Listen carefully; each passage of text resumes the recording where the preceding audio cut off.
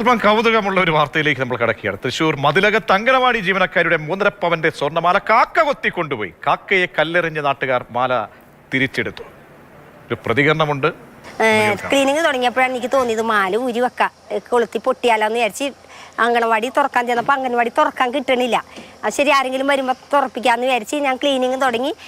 Anganwadi compound clean ചെയ്ത് കഴിഞ്ഞ് അത് കഴിഞ്ഞ് മാല ഊരി ഞാൻ ഈ സ്റ്റെയറിൽ മുകളിൽ വെച്ച് സ്റ്റെയർ കയറി മോൾ ഭാഗമൊക്കെ അടിക്കാനായിട്ട് ചെന്ന് ഒരു 9 മണിക്കുള്ളിലായിട്ട് ഇങ്ങനെ ഒരു എന്തോ ശബ്ദം കേട്ട് നോക്കിയപ്പോൾ കാക്ക എൻ്റെ മാല കൊത്തി ഇങ്ങനെ പറന്നുകൊണ്ട് പോണ്.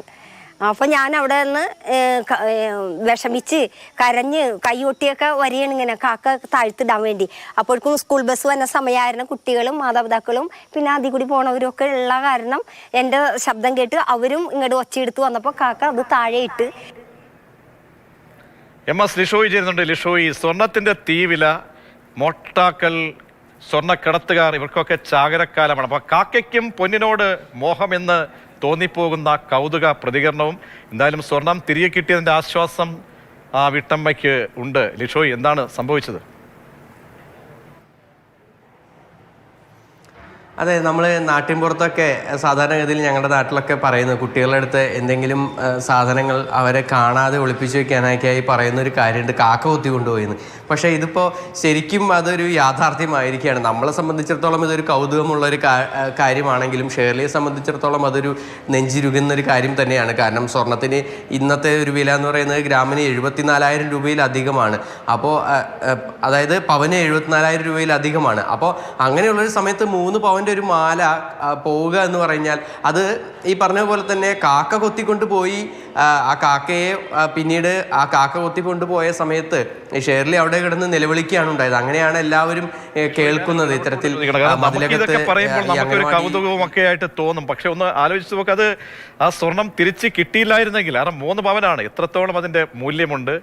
ആ പറയുമ്പോൾ കൗതുകമുള്ളത് തോന്നുന്നത് നമുക്കതിന് തിരിച്ചു കിട്ടിയല്ലോ എന്ന ആശ്വാസം കൂടി വരുമ്പോഴാണ്. ലിഷോയ്,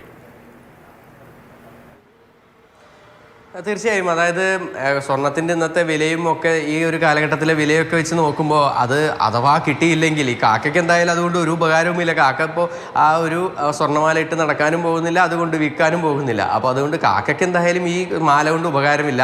അത് ചെന്ന് വേറെ എവിടെയെങ്കിലും കൊണ്ടുവച്ച് അത് മറ്റാർക്കെങ്കിലും കിട്ടിയാൽ അത് ഏത് രീതിക്കാണ് ഉപയോഗിക്കുന്നതെന്നും ആർക്കും അറിയില്ല. എന്തായാലും ഷേർലിയെ സംബന്ധിച്ചിടത്തോളം അത് വലിയൊരു കാര്യം തന്നെയാണ്. കാരണം അത് തിരിച്ചു കിട്ടിയെന്നൊരു ആശ്വാസത്തിലാണ്. നാട്ടുകാരെല്ലാവരും ഒപ്പം തന്നെ കൂടി എന്നുള്ളതാണ് അതിൽ ഏറ്റവും എടുത്തു പറയേണ്ട ഒരു കാര്യം. ഈ കാക്കയ്ക്ക് പിന്നാലെ കാക്ക മുകളിലൂടെ പറന്നു പോകുമ്പോൾ താഴെ കൂടെ ആളുകളൊക്കെ തന്നെ ഓടുകയും ഒടുവിൽ കാക്ക ഒരിടത്ത് ഇരുന്നപ്പോൾ നാട്ടുകാരനായ ഒരാൾ കല്ലെടുത്ത് എറിഞ്ഞ് ആ ഒരു സമയത്ത് വിഭ്രാന്തിയിൽ കാക്ക കൊക്കിൽ നിന്ന് ആ മാല താഴെ ഇട്ട് പറന്നു പോവുകയാണ് ഉണ്ടായത്. എന്തായാലും അതോടുകൂടി ഷേർലിക്ക് ആശ്വാസമായി. ആ കൂടി നിന്നവരെല്ലാവരും തന്നെ ഷേർലിക്ക് ആ മാല നൽകുകയും ചെയ്തു.